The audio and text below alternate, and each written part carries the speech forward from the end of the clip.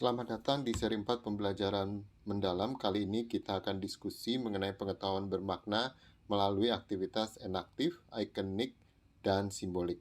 Pengetahuan yang bermakna membuat peserta didik mampu menerapkannya dalam konteks kehidupan sehari-hari. Pengetahuan tersebut dapat dikonstruksi peserta didik melalui aktivitas enaktif, ikonik, dan simbolik. Aktivitas ini pertama kali diperkenalkan oleh Brunner.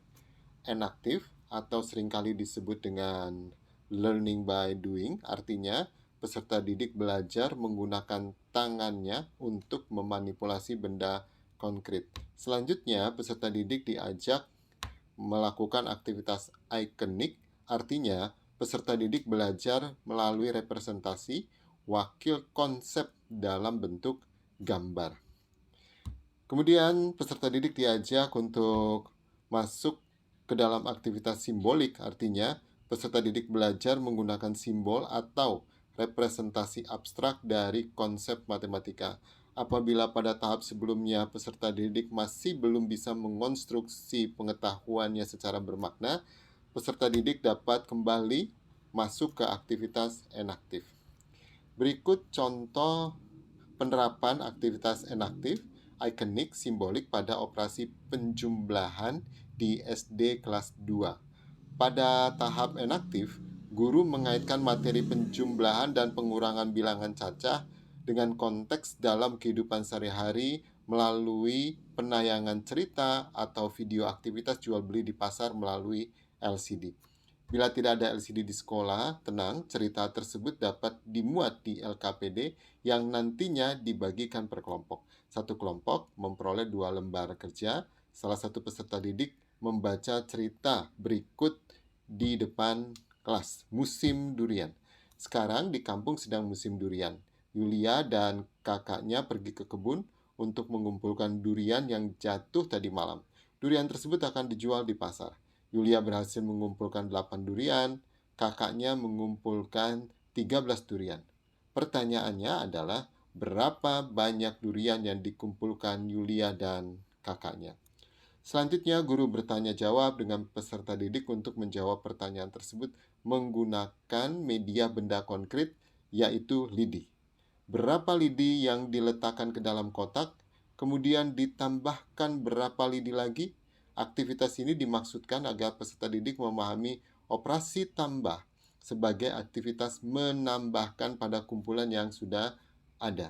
Operasi penjumlahan dikaitkan dengan maknanya dalam kehidupan sehari-hari. Yang ketiga, peserta didik menghitung banyak lidi dalam kotak satu persatu menggunakan tangannya sambil membilang. Guru dapat meminta salah satu peserta didik maju ke depan kelas untuk mendemonstrasikan hasil tersebut. Selanjutnya, pada tahap ikonik, guru menyiapkan gambar durian yang dapat ditempel di depan kelas.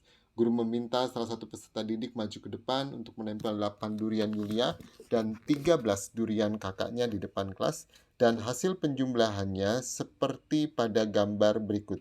Kemudian peserta didik secara bersama-sama membilang banyak gambar durian yang ditempel di depan kelas.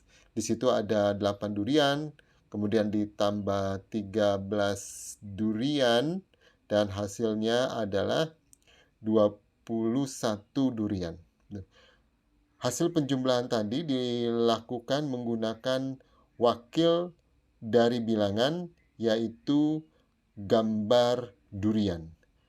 Siswa selanjutnya diajak ke tahap simbolik, ya, dengan cara guru meminta salah satu peserta didik maju ke depan kelas untuk menuliskan operasi penjumlahan tersebut menggunakan notasi matematika tepat di bawah gambar durian-durian tersebut secara berurutan. Peserta didik menulis 8 tambah 13 sama dengan 21. Peserta didik menulis representasinya dalam bentuk simbolik. Penerapan aktivitas ini tidak selalu dimulai dari enaktif, kemudian ikonik, dan simbolik.